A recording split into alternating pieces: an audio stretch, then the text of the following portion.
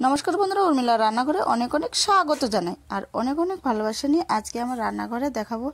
एटा होच्छे बाटा माछ, छोटो बाटा माछ, पुकुरेर धरा किन्तु माछ, एटा टाटका माछ। आजके टाटका माछ दिये रान्ना करब। छोटो बाटा माछ किन्तु खेते किन्तु असाधारण लागे। एकटु बड़ो साइजेर बाटा माछ थाकले किन्तु ओटा खेतेटाও অত টেস্ট লাগে না, কিন্তু ছোট বাটা মাছ দিয়ে রান্না করলে কিন্তু যে কোনো তরকারি রান্না করলেও কিন্তু টেস্ট লাগে। তো তারপরে দেখুন আমি মাছগুলোকে সুন্দর করে কেটে নিব।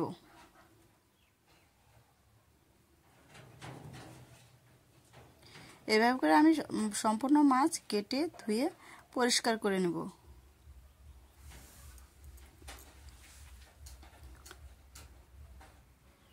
এই দেখুন সম্পূর্ণ মাছ কাটা হয়ে গেছে, ধুয়েও নিয়েছি। তারপরে দেখুন এখন আমি মাছগুলোকে ভেজে নামিয়ে নেব।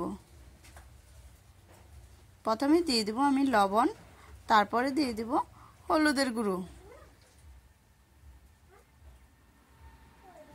সুন্দর করে এটাকে আমি মাখিয়ে নিচ্ছি।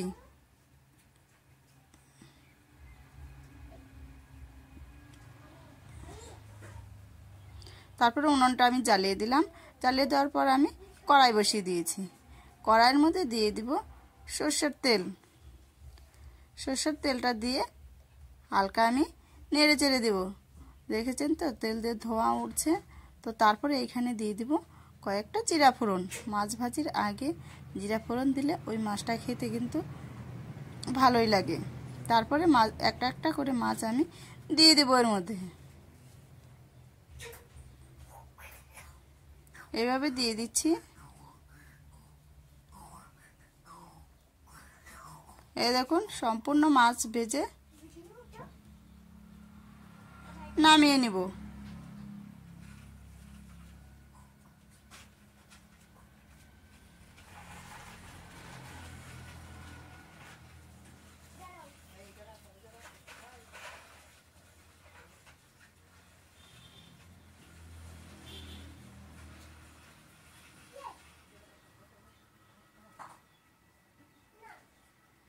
এই দেখুন মাছটা ভাজি হয়েছে, আমি এখন এটাকে নামিয়ে নিচ্ছি। আর কিভাবে রান্না করব দেখুন, এইটা রান্না করব হচ্ছে দই দিয়ে সর্ষের বাটা মাছের রান্না করব, ঝোল রান্না করব। কিভাবে রান্না করছি আপনারা পুরো ভিডিওটা দেখবেন। এই দেখুন তারপরে আমি পরে আবার মাছগুলো ভেজে নামিয়ে নিব।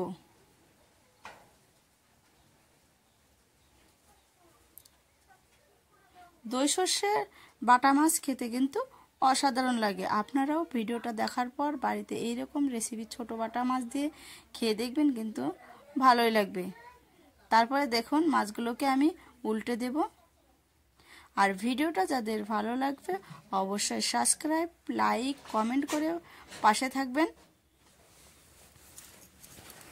এই দেখুন আমি সম্পূর্ণ মাছ নামিয়ে নিয়েছি। আবার ওই যে তেলটুকু ছিল ওই তেলে আর একটু তেল দিয়ে দিব। তারপরে এইখানে দিয়ে দিব মোহরি ফোড়ন, দিয়ে দিব শুকনো লঙ্কা, দিয়ে সুন্দর করে একটু নেড়ে চেড়ে নেব। প্রথমেই দিয়ে দিব আমি পেঁয়াজ বাটা,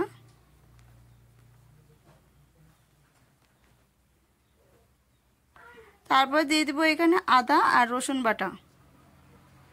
পেঁয়াজ কুচি কুচির থেকে কিন্তু বেটে দিলে অসাধারণ খেতে লাগে। আপনারাও এরকম কুচি কুচির থেকে পাটায় বেটে মশলা রান্না করবেন, ভালো লাগবে। তারপরে দিয়ে দিলাম আমি হচ্ছে জিরে বাটা, এইখানে দিয়ে দিব মোহরি বাটা, তারপরে দিয়ে দিচ্ছি আমি শুকনো লঙ্কা বাটা।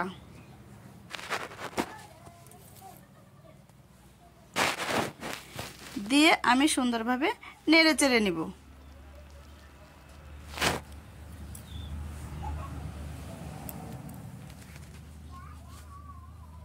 তারপরে দিয়ে দেব স্বাদমতো লবণ আর হলুদের গুঁড়ো।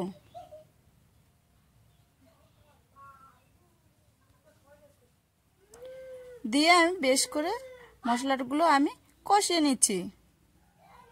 তারপরে দিয়ে দেব আমি একটা টমেটো কুচি কুচি করে কেটে নিয়েছি।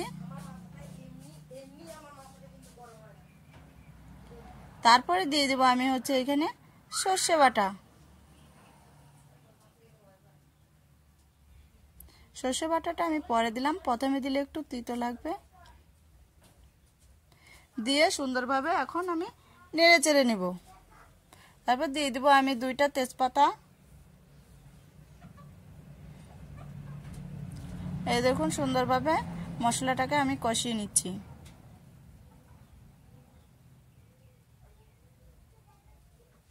এই দেখুন মশলাটা আমার কষানো হয়ে এসেছে।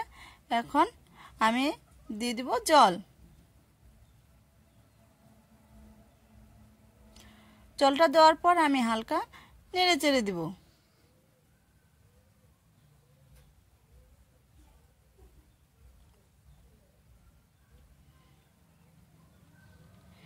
এইভাবে দই সর্ষের বাটা মাছ রান্না করলে কিন্তু অসাধারণ খেতে লাগবে। ভিডিওটা দেখার পর যাদের ভালো লাগবে কমেন্ট করে পাশে থাকবেন। তারপর দেখুন জলটা আমার ফুটে এসেছে, আমি মাছগুলো দিয়ে দেব। দিয়ে হালকা একটু নেড়ে চেড়ে নেব।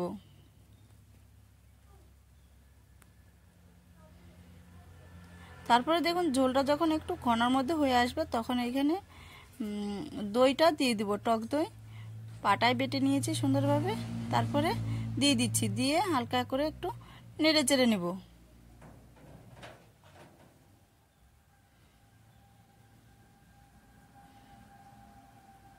তারপরে এখানে দিয়ে দেব হালকা একটু চিনি।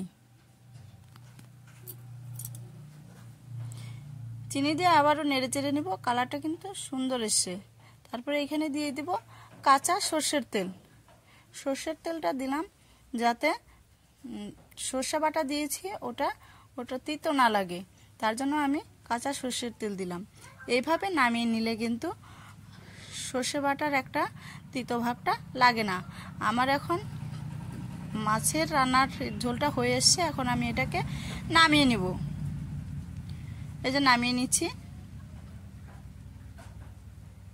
পুরো ভিডিওটা দেখার জন্য অনেক অনেক ধন্যবাদ। আমি কালকে অন্য ভিডিও নিয়ে আসবো আপনাদের কাছে। আপনারা ভালো থাকবেন, সুস্থ থাকবেন এই কামনাই করি। এই দেখুন কালারটাও কিন্তু খুব সুন্দর এসছে। ভিডিওটা ভালো লাগলে আপনারা সবাই পাশে থাকবেন, লাইক দিয়ে পাশে থাকবেন, সাবস্ক্রাইব করে দিবেন। অনেক অনেক ধন্যবাদ।